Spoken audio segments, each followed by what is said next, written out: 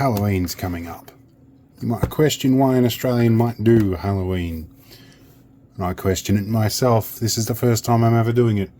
I married an American nearly 10 years ago. In fact, next month it will be 10 years. And I've decided I need to let go of my hang-ups about American traditions and embrace at least a couple of them to at least make my wife feel at home. So I've got a bit of a history to tell. Some years ago, and I have a filed photo here, my late brother, of course I say late because he's no longer with us, he said he took his own life after a series of string of false allegations. I trip over talking about this because it's a little emotional. In any case, during one little experiment in a film that we were planning on making, he dressed up as the Grim Reaper, and we had all our props and everything done like that. So in the interest of dressing up as the dearly departed, I'm going to dress up as my brother. But in any case, I am going to need a scythe. We don't really have that. So I found in my collection some acrylic here, because I thought I might go Neo Reaper and make a scythe that stands out. And we're going to clip onto a couple of leads down here. We're going to turn our overhead light off and show you what I'm kind of planning here. I'm thinking with this diffuser, because it shows up at different angles because it was a backlight diffuser, might make for a pretty interesting idea. There's a textured surface here, and I can engrave on the other side, and anywhere I engrave with a laser will probably stand out and light up, and I can pick different colors of LEDs and everything to go in there. Okay, so we're in the shed, and much has happened over the last couple of months. I may need to clean some stuff up. We are going to turn this thing on because it's as slow as a wet month. It's one of the only machines I've got left that will still interface with that thing. Proprietary machine hardware. It's almost as bad as modern cars. Alright, so of course I've just had the warning that the BIOS battery is flat in that. I'm going to have to correct the time before it'll get on the network and load my file. This is where the noisy stuff starts. So I've got to turn this on and unplug you. And I need to plug this stuff in. And we should be able to turn this one on. Should come up. Okay, we'll let this compressor do its thing, get up the pressure, then we'll talk more. Okay, we've got our design up here, ready to plot. We're going to do Control P for plot and send it over to our previous plot settings. And by plot it means send to a pen plotter, which is our laser cutter. And the bed is 90 degrees when you do that. So we're going to offset 12 by 12 mil. We're going to send that across. What we're going to do is we're going to cut a test pattern on the bed first. And we can lay this over the test pattern and get our position right. Okay, we've got this autofocus. I'll do it again. That just levels the bed, make sure it's in the right position. We're going to run it just as a quick setting for now. And it should just zip around nice and quick, or 0.7%. It's going to have to do a raster cut the whole way. So I better change some settings first. Alright, so I've gone over and I've done a second copy of the file here. It should run faster. It should be 8%. That should be way faster than the 0.5% I normally run. See how we go. Let's start this out here. Okay, this should whiz around a bit. Should get our arc nicely. I can smell the wood burning. Come across here. There is overhead lights and this is a bit scratched. Makes it a little hard to see what's going on. I use blue tack here to hold it in position. What I might do is I might do a couple of cutting passes and then I'll do the raster pass last. Normally this machine does it the other way around. Alright, let's run a test run with the laser disabled. Whoa, stop, stop. Almost bent the autofocus pin. Alright, so I bent the autofocus pin and it kept telling me the bed was at maximum position. And I ended up bypassing the limit switch over here. And that didn't fix the problem, but now I have got it fixed. Now I have to load my projects back on again because I had to restart the machine. Right, let's try a test run. Looks like we're going to go in the right spot.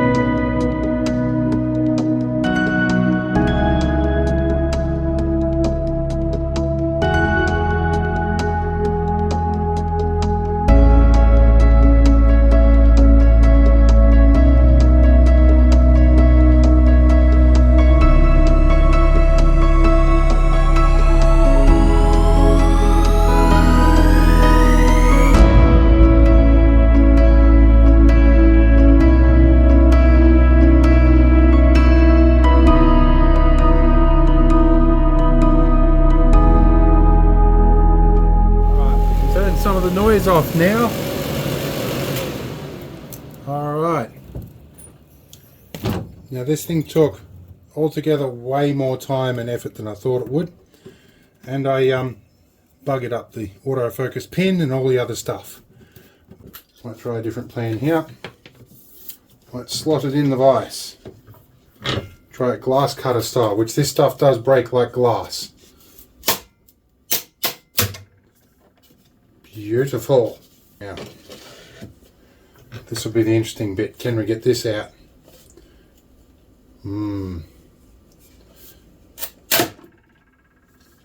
Oh, it's working right. It's good. High. Low speed, I think. All right.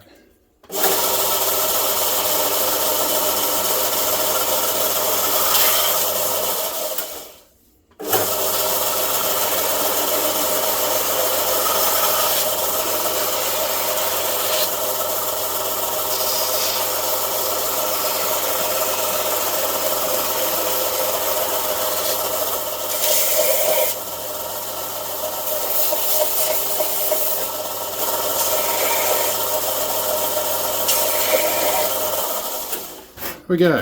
Now I'm going to go inside and charge phone. Alright, so we're back inside and I'm going to turn the lights off for this one. I'm going to turn the main lights off. So we're working by monitor light. Hopefully, if I can find a red chip on board LED, this would be ideal.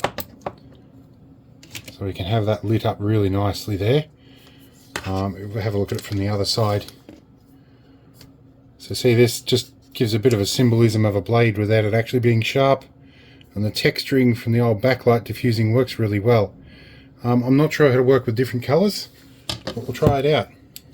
Alright, so I'm operating in a slightly different space. I found some plastic yard bag and I shoved it under the guard on this light. And I think that's going to work nicely.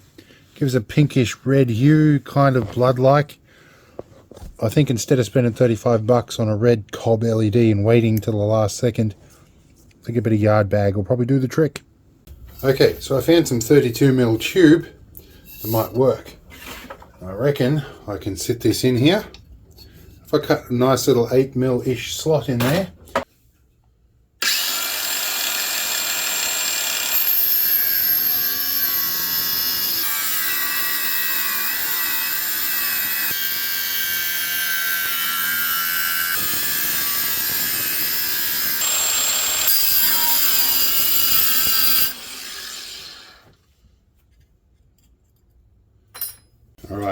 I had to swing the magnetic clip around the side a bit, but that works. That's going to make a nice sort of side symbol, I think. Alright, it's got windy, but we found ourselves a 4 metre length of conduit, and we've got some red cellophane. I found some spare webbing kicking around. We've got a battery holder, some LEDs. We're going to see what we can come up with. We have our orange garbage bag solution here. We're going to try that with some red cellophane and see how that works. And then I have some other options after that. Let's see how we go here. We'll just do the same thing here. We'll crimp it down under that fitting. So there we go with red cellophane. That's much more red. Where's our scythe here? It is daylight, so it could be hard to sort of see how this works, but yeah, that's much more red. It kind of looks a bit blood red or a bit pinkish, I guess. That'll do for my liking. Maybe we can wrap a second layer over it. That looks a bit more red, and that might work. You know, I have this sitting in my collection, which is a dimmable cob LED. Not very expensive, but crucially very easy to dismantle, and runs on 3 AAA batteries. Okay, so I have things disassembled here, and this is what I was hoping to find. This is literally just a switched potentiometer here that just runs a different resistance through the lights. Okay, we took one of these out. We've done a couple of wraps of cellophane around it, soldered some wires on and hooked it up to the batteries. And I think we get a nice red glow on it. I think that's going to work perfectly fine. These things do get warm on the back of them eventually. I'll give that a burn-in test before I put everything in. Okay, now I gave the ends of this battery holder a scrub with some sandpaper, and see if we can do this without applying too much heat. That seems to go on pretty well. We do have the iron at about 400 degrees. This is tin lead flux core solder. Alright, we've got our battery holder set up, and it powers it. Normally I would expect to be using a resistor to power LEDs, but I think there's so many in this, it pulls the battery volts down. Alright, I found a couple of candidates for switches, and I like this push on push off button. Problem is I'd have to insert it and then wire it up, which is difficult. The toggle switch, while less ideal, I can wire that up and insert it from a hole once it's wired, and then do the screw up from the outside. Way more convenient. Alright, so I did some thinking, and I came up with these. I've got the laser at the moment working on them. They should sit around there and should allow us to centralize that nicely and give it a good solid purchase in there.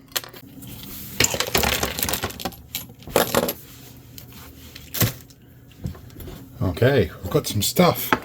Okay, we've got all our shims, I guess you could call them, in position here. Now we're going to try and insert all of this stuff into the tube. There we go. Let's try and get all this and press it in. This could be the bit that requires a bit of gentle persuasion. And I nearly glued my fingers together. Luckily I have acetone handy. Well, that's about as far as it's going to go in, but that's fine. It can work from the top like that. Alright, everything's packed into the head now. The switch is just packed in with a little bit of packing foam. And you'll see why I've opted to put the switch there in a moment. Something I prepared earlier is some 32mm conduit, and that should press fit straight into there. There you go. So that means I can easily disconnect for transit, turn on, change batteries, whatever, reinsert if I need to. Alright, now we're onto the painting desk. We're either going to go with matte black or a whatever this is, epoxy enamel green. We'll see how much black we have. Got some masking tape for when we do the top, and let's see how we go here.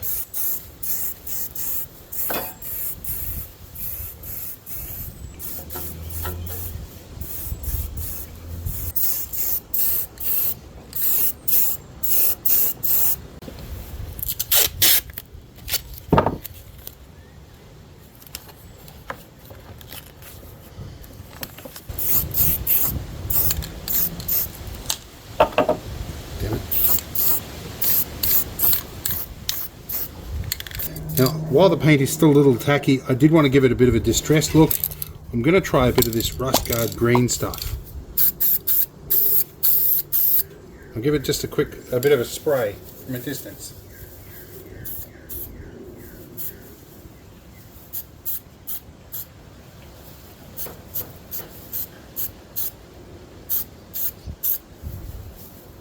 Now, in full sun, this doesn't look all that fantastic.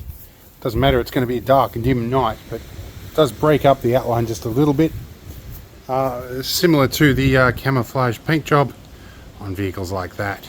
Now, I overdid the masking tape a smidgen here, so we might just give this a quick little touch up just in there. Alright, we've got a test run. We've got it nicely painted, a little bit more to go, and a little bit of paint overspray, but otherwise I think it'll do the job. Alright, so to complete the ensemble, this is a trench coat that my grandmother made, my late grandmother, about 25 years ago, out of moleskin.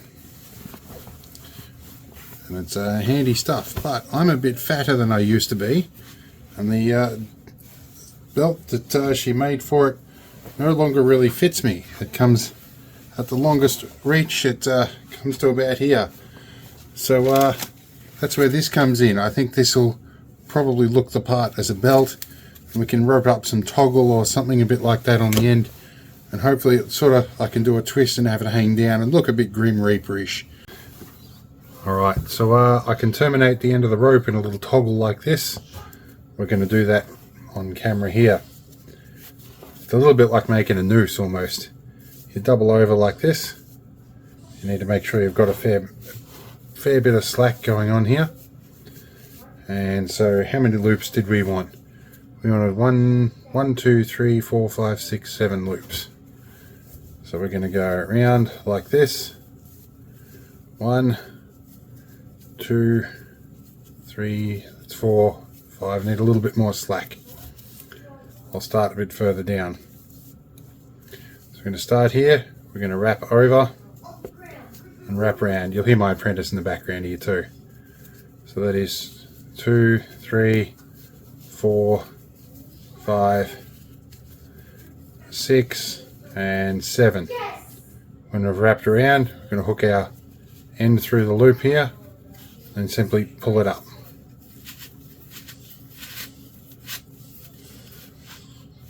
And we have a rope toggle at the end. Now we've got 2 of them. And the buttons do work, but I wanted something that looks a bit Grim Reaper style. Let's change our angle down here. I think if I do it right, I should be able to just wrap around and leave it sit like that. Let's take a look down here. If I get the position right, I reckon that sort of works alright. That'll hold it there. If I really need to, I can do a reef knot and double it up. But you know, I think that works pretty well.